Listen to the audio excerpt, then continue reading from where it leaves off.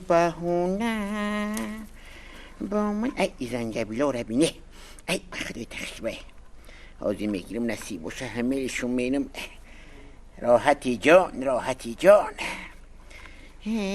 پیشم بیا به بهونه با من مشبت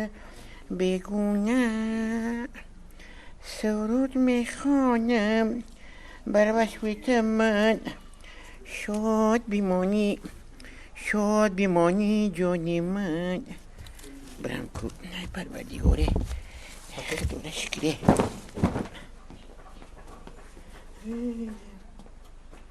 وای هم قپام دردی مینم که یک جدا نمیشینی کمپیر ای خاک بیکار من بیکار گشتم میتونم یه بینی هر یک زنجبیل چیندم که ای در بوت و صدقه ای ای بینی ولی که میل تیار کردم که آدم قرات آخر و انا شکر آخر و برینجا و خیر در زمستان کیف رو میدنه میخیره شو ای آشو شوا ایشتا سوزنم خلا جون خیمه جره برون کرپاچه پرتون بله کرپاچه ای غمونتی زون هم درد مینه نه خلا جون خلا ده ولی بچت می جنگ مینه خیلی معلش صدقه جونت معلش بسم الله الرحمن دردی در جایی تخالیست جا از بروی تخالیست ای بخدا هم قزونون دردی مینن کلی غمم دادی کلینی جون هم قزونون دردی مینن کی ای خلا جون میبخشیم که به همی چختی دم کرپاچو رو بتیم در جبه اندازم همی کرپاچو رو میگوی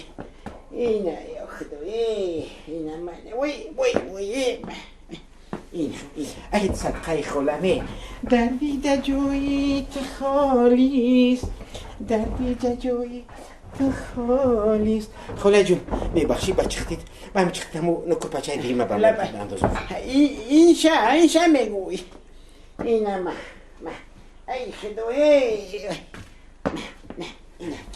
دردی در جایی تدارم با من بیمونه نگارم خلا جون میبخشیم و همین چختید اما چای نکر پیوله رو اینه پیولوت ای توبه اینه من پیولوت چای نکر پیوله اینه چای نکر پیوله ای خلا ای میبخشی خلا جون که به همین چختید همون دسترخانه بم نبدی؟ دسترخانه خوب کلینی جون